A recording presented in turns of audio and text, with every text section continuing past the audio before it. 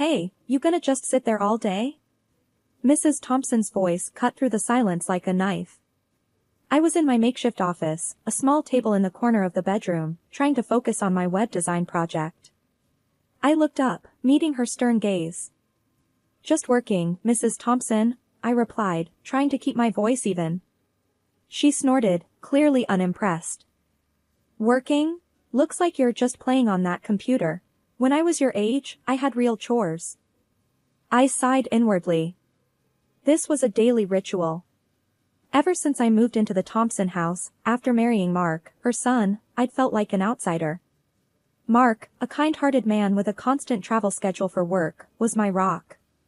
But with him away, the house felt cold, uninviting. Anna, Mark's sister, walked in, her two kids trailing behind her. "Mom, have you seen my phone charger?" she asked, ignoring me completely. "Try the living room," Mrs. Thompson suggested, still eyeing me suspiciously. I returned to my screen, trying to block out their conversation. Anna's kids, Lily and Max, ran around, their shrieks piercing the air. I loved kids, but these two were wild, unchecked. "Rose, can you watch the kids? I need to run an errand," Anna said, assuming more than asking. "I really need to finish this project, Anna," I replied, feeling the pressure. "It's not like you're doing anything important," she retorted, her voice tinged with condescension. I bit back a sharper retort. Mark always said to keep the peace. But it was hard, especially with Anna treating me like a free babysitter and her mother questioning my every move. The door opened, and Mark stepped in, a brief respite in my day. "Hey, love," he greeted, wrapping his arms around me. "Hey," I smiled, feeling a momentary relief. "How's everyone?" he asked, looking around. "Just the usual," I replied, glancing at his mother and sister. Mrs. Thompson interjected, "Mark, tell your wife to help more around here. She's always on that computer." Mark looked at me, then back at his mother. "Mom, Rose works hard. Her job is just as valid as any other." Anna rolled her eyes. "Sure, if you call sitting all day work. Mark sighed. "Anna, let's not start this again." I appreciated Mark's support, but I could tell he was tired of playing mediator. As he left to unpack, Mrs. Thompson gave me a look that could curdle milk. "Remember, Rose, this is my house. You follow my rules," she said sharply. I nodded, feeling the familiar knot of frustration in my stomach. I was an orphan, with no family to turn to. This was my home now, but it didn't feel like it. As I turned back to my computer, I promised myself that things would change. Mark and I were saving for our own place. A home where respect and kindness weren't foreign concepts. A place where I could work in peace, love openly, and be myself. The house was buzzing with noise, but I felt more alone than ever. Mark had just left for another one of his work trips, and the emptiness he left behind was tangible. I was in the kitchen, trying to fix myself some toast, when Mrs. Thompson barged in. "Can't you make something more useful? You're always eating bread. No wonder you're so skinny," she remarked, her tone dripping with disdain. "Just not very hungry, Mrs. Thompson," I replied, keeping my voice calm. "You'd be hungry if you did some real work around here," she shot back, rummaging through the fridge. I sighed and left the kitchen with my toast. Eating in my room seemed like a better option than enduring another round of criticism. Later, as I tried to concentrate on my work, Anna's voice echoed from the hallway. "Rose, can you watch the kids again? I've got to run out." "Anna, I really need to get this work done. It's important," I responded, feeling the frustration build up. "Oh, come on, it's just clicking around on a computer. How hard can it be?" Anna retorted, her voice laced with sarcasm. I bit my tongue, resisting the urge to argue. It was easier to agree than to start another fight. "Fine, I'll watch them," I conceded. As I tried to manage Lily and Max, who were more interested in playing tag around my workspace, I realized how isolated I felt in this house. Surrounded by people, yet so alone. That night, I heard Anna and Mrs. Thompson talking in the living room. "She's not right for Mark. Just sits in her room all day, doing God knows what on that computer." Mrs. Thompson's voice was sharp and clear. "Yeah, and have you noticed how she never joins us for meals anymore? As if she's too good for us," Anna added, her words like daggers. I lay in bed, their words stinging. I missed Mark's presence, his understanding. He was the buffer between me and their constant judgment. Without him, it felt like I was an easy target. The next day, as I made myself another solitary meal, Mrs. Thompson walked in. "You know, if you spent more time with us, maybe you'd feel more part of the family," she said, her tone accusatory. I looked at her, feeling the irony of her words. "I try, Mrs. Thompson, but it's hard when I feel like everything I do is wrong in your eyes," I replied, my voice barely above a whisper. She just huffed and walked out, leaving me alone again. I realized then that no matter how much I tried, I would always be an outsider in this house. My presence was tolerated, not welcomed. And with Mark away, the thin veneer of family harmony was quickly unraveling. The day started like any other, but it turned into the worst day of my life. I was in my room, headphones on, when Anna barged in without knocking. "Your phone's been ringing off the hook," she said, her voice unusually somber. I pulled off my headphones, feeling a knot in my stomach. "Who is it?" I asked, reaching for my phone. "It's Mark's company," she replied, avoiding my gaze. My hands trembled as I answered the call. The voice on the other end was calm, but the words were like a sledgehammer. "There's been an accident. Mark's plane. I'm so sorry." The phone slipped from my hand, clattering to the floor. My whole world collapsed in that moment. Mark, my husband, my best friend, gone. I don't remember much after that. I vaguely recall Mrs. Thompson and Anna in the living room, their voices a distant echo. "Did you hear about Mark?" Mrs. Thompson's voice was flat, almost emotionless. "Yeah, what a shame. But you know, with his job, it was always a risk," Anna replied, her tone too casual for the gravity of the situation. Their words felt like a betrayal. Where was the grief? The loss? It was as if Mark was just an inconvenience removed from their lives. In the days that followed, I was a ghost in the house, barely eating, barely existing. Mark's funeral was a blur. I remember standing there, feeling the weight of my loneliness, surrounded by people who were supposed to be family. But a new shock awaited me. Amidst my sorrow, I discovered I was pregnant. The news brought a confusing mix of joy and heartache. A part of Mark was still with me, yet he'd never know. After the funeral, Mrs. Thompson's true colors shone brighter than ever. "Rose, we need to talk about the house," she said, her voice cold and calculating. I looked at her, not comprehending. "What about the house?" I asked, my voice barely a whisper. "You can't stay here anymore. Now that Mark's gone, there's no reason for you to be here," she stated bluntly. I felt the room spin. "But this was my home with Mark," I protested weakly. "Was. Past tense.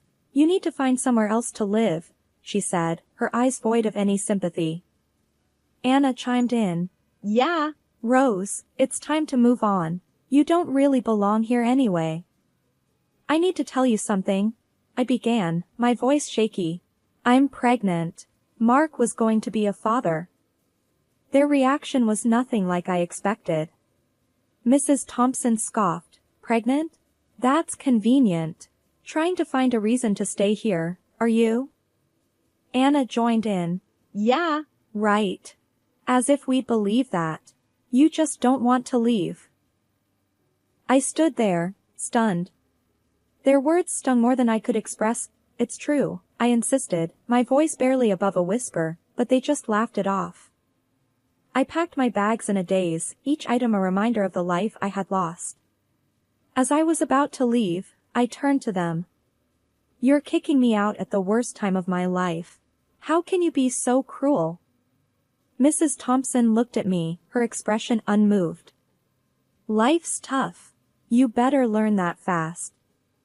With nowhere to go, I left the house, each step away feeling like a descent into an unknown abyss. The future was a dark void, and I was walking into it alone. A month had passed since Mark's funeral, and I was living with Aunt Sarah, his kind-hearted aunt who had taken me in. The grief was still raw, but life had to go on, especially now that I was pregnant. I was in the middle of a web design project when Aunt Sarah called me from the living room. "Rose, there's a call for you. Sounds important." Curious, I answered the phone. "Hello, this is Rose." "Mrs. Thompson, I'm John from Greenfield Notary. I'm calling about your late husband's last affairs," the voice on the other end said. My heart skipped a beat. "What about them?" I asked. "Your husband had a life insurance policy, and you're the sole beneficiary. It's a substantial amount," John explained. I felt a mix of shock and relief. "How much are we talking about?" I inquired, trying to keep my voice steady. "It's quite a large sum, Ms. Rose." "Enough to secure a good future for you and your child," he replied. I hung up the phone, my mind racing. This money could change everything. I could start a new life, provide for my baby, maybe even move to a place of our own. I shared the news with Aunt Sarah. "That's wonderful, Rose. Mark always was thoughtful. He's taken care of you even now," she said, her eyes moist. The news of the insurance money spread quickly, and it wasn't long before Mrs. Thompson called. "Rose, I heard about the insurance. We need to talk," she said, her tone insistent. I braced myself. "What about it, Mrs. Thompson?" "You know, since you're the beneficiary, I think it's only fair that you share some of that money with us. After all, we're Mark's family too," she demanded. I couldn't believe her audacity. "Share the money? After you kicked me out when I needed you the most?" I replied, my voice firm. "Well, we have expenses too, and you're living off my son's money," she retorted. "That money is for me and my child, Mrs. Thompson." "I won't give you a dime," I said, the resolve in my voice surprising even me. "Think about it, Rose. Don't be selfish," she said before hanging up. But I had made up my mind. I was going to use that money to start a new life, far from the judgment and cruelty of Mrs. Thompson and Anna. I began looking for apartments, something cozy and welcoming, a place where I could raise my child in peace. The thought of having my own space, a sanctuary for me and my baby, filled me with hope. 6 months into my pregnancy, I was finally settling into my new apartment. It was a small, cozy place, filled with the promise of new beginnings. I had just finished setting up the baby's crib when the doorbell rang. I wasn't expecting anyone, so I was surprised to see Mrs. Thompson and Anna standing at my door when I opened it. "Rose, we need to talk," Mrs. Thompson said, pushing past me into the apartment. Anna followed her, eyeing the place with a mix of curiosity and disdain. "Nice little spot you got here," she remarked, her tone laced with envy. "What are you doing here?" I asked, trying to mask my discomfort. Mrs. Thompson took a deep breath. "We've been thinking about how things ended between us. We want to apologize." I was taken aback. "Apologize? After you threw me out?" Anna chimed in. "Look, Rose, we were upset. But we're family, right? We should stick together." I couldn't believe what I was hearing. "Family? You made it clear I was no longer part of your family." Mrs. Thompson glanced at my swollen belly and her tone softened. "We didn't know about the baby. We want to make things right." I scoffed. "Now that you see I'm actually pregnant, you suddenly care?" "It's not just that," Anna said quickly. "Things have been tough since you left. We thought maybe you could come back. Help out." I stared at them, incredulous. "You want me to come back after everything?" Mrs. Thompson took a step forward. "We need your help, Rose. Financially, we're struggling." I shook my head in disbelief. "So, this isn't about making amends. You just need money." Anna's face hardened. Look, Rose, we all have to make sacrifices. You have the means to help the family. I felt a surge of anger. I am not your family. Not anymore. You made that clear when you kicked me out. Mrs. Thompson's expression faltered. Rose, please. Think of it as helping for the sake of your child's grandparents. I couldn't help but laugh bitterly. Grandparents? You never once acted like grandparents. You won't see a cent from me. And you certainly won't be a part of my child's life. The realization dawned on their faces. They had hoped for an easy solution to their problems, but I was no longer the same person they had once manipulated. Anna tried a different approach. Rose, be reasonable. It's not good to hold grudges, especially in your condition. My condition has nothing to do with this. You made your bed, now lie in it, I said firmly. Defeated, Mrs. Thompson turned towards the door. You'll regret this, Rose. Family is everything. As they left, I felt a wave of relief wash over me. They had come expecting to find the same vulnerable girl they had once known, but I had grown stronger, more resilient. I looked around my apartment, at the little crib that awaited my child, and I knew I had made the right decision. My future, and my child's future, was here, in this new life I had built for us. Living in my own space, I felt a sense of peace I hadn't known in a long time. My pregnancy was advancing well, and I was busy preparing for my new role as a mother. One evening, as I was browsing online for baby supplies, my phone rang. It was Aunt Sarah. Rose, have you heard the latest about the Thompsons? She asked, her voice tinged with a mix of concern and disbelief. No, what happened? I replied, pausing my browsing. They're selling the house. Apparently, they're in deep financial trouble, Aunt Sarah informed me. I was stunned. The house? But that's been in their family for years. Seems like they can't afford to keep it anymore. Anna's husband lost his job, and without your financial contribution, they've hit rock bottom, she explained. I felt a strange mix of vindication and pity. I can't believe they're selling the house. Where will they go? From what I heard, they're moving into a much smaller place. Anna is not taking it well. She's had to get a job at a local store, Aunt Sarah said. The news hit me unexpectedly. Anna, who had always looked down on anyone who worked a regular job, was now working in retail. Wow, that's a big change for her, I said, trying to process the information. Yeah, she's been complaining to anyone who'll listen. But, maybe this will be a good lesson for her. A bit of hard work never hurt anyone, Aunt Sarah added. I thought about how much my life had changed since leaving the Thompson house. I guess we all get what we deserve eventually, I mused. We chatted a bit more before saying our goodbyes. I sat back and thought about the twist of fate. Mrs. Thompson and Anna, once so proud and unyielding, were now facing their own struggles. It was a harsh reality, but one that seemed fitting given how they had treated me. I had learned the hard way that kindness and compassion were invaluable, and their absence could lead to a fall from grace. As I resumed browsing for baby items, I felt a renewed sense of gratitude for the life I was building.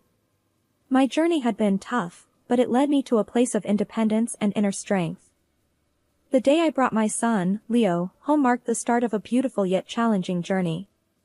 He was a bundle of joy, his tiny fingers wrapping around mine, bringing a sense of purpose and love I had never known. As I watched him sleep peacefully in his crib, I thought about returning to my work as a web designer. Aunt Sarah had been my rock through all the upheaval, always there to offer support and wisdom.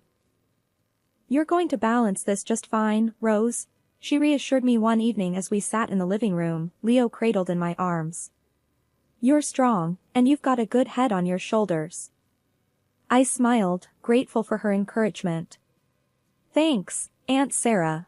I just want to give Leo the best life possible. It was during one of these peaceful afternoons that my phone rang, shattering the calm. The caller ID showed Anna's number, a name I hadn't seen in months. With a deep breath, I answered, bracing myself. Rose, you need to give us money. You're living all posh while we're scraping by. Anna's voice was sharp, tinged with desperation. I was taken aback by her blunt demand. Anna, I'm not responsible for your financial situation. I have my own family to take care of now. You always think you're better than us, don't you? Just because you got that insurance money, she retorted, her voice rising. I've just given birth to a child, Anna. My focus is on my son now, I replied, trying to keep my composure. I don't care about your kid. We need that money, Rose, she yelled into the phone. I felt a surge of anger and disbelief. How could she be so heartless? Without another word, I hung up the phone and immediately blocked her number. The nerve of her, demanding money and disregarding the fact that I was a new mother, struggling with my own challenges. Aunt Sarah, who had overheard the conversation, put a comforting hand on my shoulder. Don't let her get to you, Rose. You're doing what's best for you and Leo. I nodded, still shaken by the call. I just can't believe she would stoop so low. It's unfortunate, but some people only think of themselves. You just focus on your baby and your work. You're doing great, Aunt Sarah encouraged. As I rocked Leo in my arms, I realized that this was my world now. My son, my work, and the new life I was building. No amount of guilt-tripping or demands from my past could take that away from me. I looked down at Leo, his innocent eyes slowly drifting closed, and whispered a promise to him. We're going to be just fine, little one. Just you and me, and all the love in the world. Life with my newborn son, Leo, was a beautiful, if sometimes exhausting, adventure. Balancing motherhood and my web design business from home was challenging, but I found joy in every little moment with him. Aunt Sarah, my late husband's aunt, would often come over to help, her presence a constant comfort in my new life as a single mom. One sunny afternoon, I decided to take Leo for a walk in his stroller. The fresh air was good for both of us, and I enjoyed these quiet moments, walking through the neighborhood. On a whim, I decided to stop by a small store to pick up some essentials. As I maneuvered the stroller through the aisles, I spotted a familiar face. It was Anna, my sister-in-law, working as a salesperson. Her mother, Mrs. Thompson, was with her, and they were deep in conversation. I couldn't help but notice the stark contrast from the last time I saw them. Their clothes were worn and plain, far from the well-kept appearance they used to maintain. They looked tired, almost defeated. I paused for a moment, wondering if I should approach them, but they saw me first. Their faces changed instantly, a mix of surprise, embarrassment, and a hint of disdain. Neither of them made a move to speak to me, and I decided it was best to leave it that way. I continued my shopping, keeping my distance. I could feel their eyes on me as I moved through the store, but I focused on Leo, who was babbling happily in his stroller. As I left the store, I couldn't help but reflect on how much had changed. The last time I had seen Anna and Mrs. Thompson, they were in a completely different position, looking down on me from their perceived higher status. Now, the tables had turned. Not that I took any pleasure in their misfortune, but it was a stark reminder of how quickly life could change. Back home, as I fed Leo and played with him, I thought about the journey that had brought me here. It had been filled with ups and downs, but I had come out stronger, more resilient. I had a beautiful son, a career I was passionate about, and the support of Aunt Sarah. That evening, as I put Leo to bed, I whispered a promise to him. I'll always be here for you, my little one. We'll make our own way, no matter what life throws at us.